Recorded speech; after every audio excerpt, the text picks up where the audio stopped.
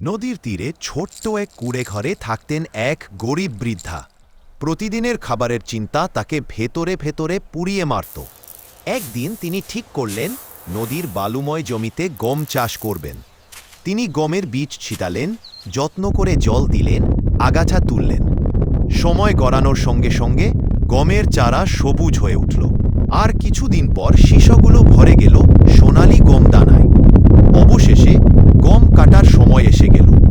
ঠিক তখনই নদীর পানি ভয়ঙ্কর শক্তিতে ফুলে উঠল। মুহূর্তের মধ্যেই পুরো গমক্ষেত পানির নিচে ডুবে গেল। চোখের সামনে সব পরিশ্রম ভেসে যেতে দেখে বৃদ্ধা নদীর তীরে বসে অঝোরে কাঁদতে লাগলেন। কান্না করতে করতে ক্লান্ত শরীর এক সময় ঘুমিয়ে পড়ল। ভোরে ঘুম ভাঙতেই তিনি থমকে গেলেন। নদীর পানি রাতারাতি পুরো শুকিয়ে গেছে।